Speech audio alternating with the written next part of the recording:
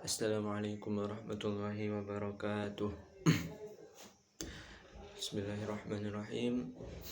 Perkenalkan, nama saya Ahmad Fauzi dengan NIM 224110102003, Prodi Pendidikan Bahasa Arab kelas B1 angkatan 2022. Di sini saya akan menjelaskan sedikit mengenai ilmu al-lughah sebagai tugas ujian tengah semester pada matkul ilmu al-lughah. Yang pertama, pengertian dan objek ilmu al-lughah. Ilmu al-lughah dari kata bahasa, berarti ilmu ini yaitu ilmu yang mempelajari tentang substansi bahasa.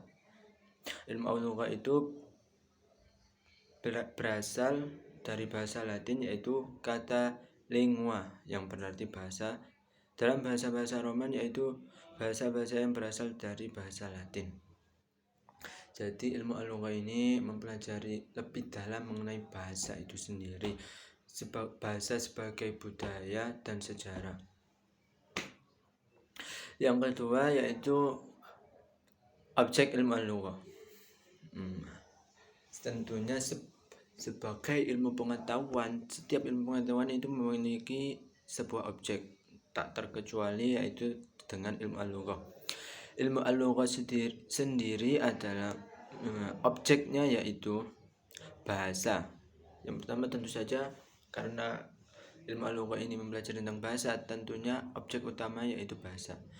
Bahasa sangat penting bagi manusia dalam interaksi sosial. Mengkaji bahasa secara ilmiah artinya memandang bahasa secara objektif. Nah, bahasa itu kan memiliki sejarah, seluk-beluk, tidak tiba-tiba muncul gitu, pasti ada sejarahnya. Dan juga ada treatment khusus dalam pengucapannya, seperti intonasinya atau suara atau bunyi hurufnya gitu. Yang kedua yaitu mengenai ruang lingkup ilmu al-lughah. Yang pertama,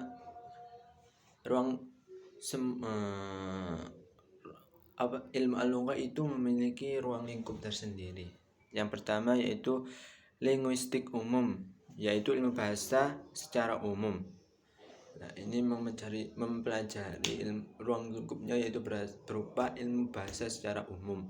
Yang kedua, linguistik historik, disebut juga linguistik historik, yaitu cabang linguistik yang mempelajari perkembangan secara bahasa tertentu. Nah, jadi di ruang lingkup ini mempelajari perkembangan bahasa secara tertentu. Yang ketiga yaitu linguistik komparatif, yaitu studi pembandingan antara bahasa-bahasa serumpun dan perkembangan sejarah suatu bahasa. Yang keempat yaitu linguistik deskriptif, yaitu memberikan deskripsi dan analisis bahasa. Nah, itulah ruang-ruang lingkup yang ada pada ilmu al-lughah. Selanjutnya yaitu tujuan dan manfaat ilmu al-lughah.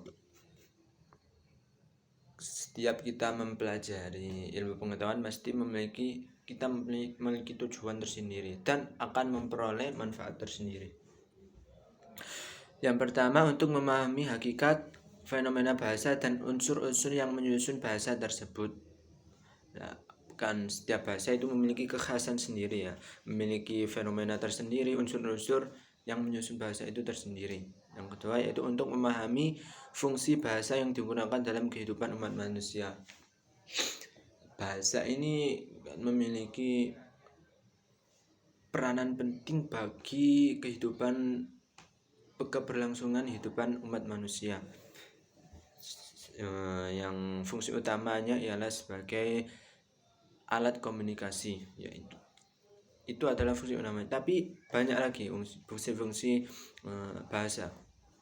Yang ketiga, untuk memahami kaitan ilmu bahasa dengan fenomena maupun aspek kehidupan seperti aspek sosial, kejiwaan, sejarah, geografi, ilmu alam, psikologi, biologi, antropologi, dan lain-lain.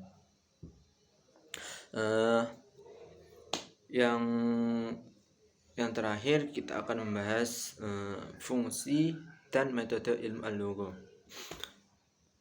Setiap ilmu pengetahuan memiliki fungsi tersendiri dalam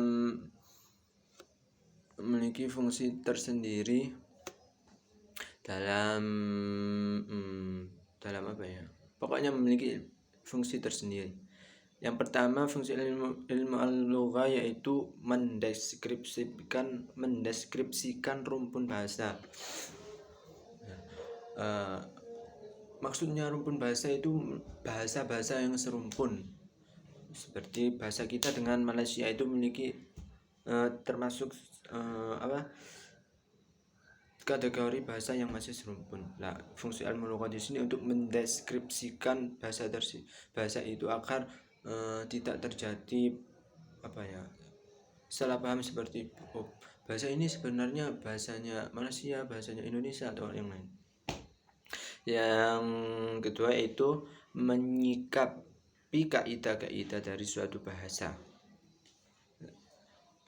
Fungsinya ilmu lugha itu menyikapi atau mengkaji kaidah-kaidah tentang ilmu bahasa. Yang terakhir yaitu membatasi pengertian dan bidang-bidang ilmu al-lugha. Jadi fungsinya al-lugha itu untuk membatasi pengertian dan bidang-bidang. Nah, jadi pembahasannya agar tidak terlalu melenceng kemana-mana, agar terfokus pada ilmu al-lugha. Nah, yang terakhir yaitu metode dalam pemahaman ilmu al-lugha itu ada 3. Yang pertama yaitu deskriptif, yang ketiga historis, dan ketiga komparatif. Mungkin cukup sekian penjelasan mengenai ilmu al-lugha yang dapat saya sampaikan. Kurang lebihnya saya mohon maaf. Assalamualaikum warahmatullahi wabarakatuh.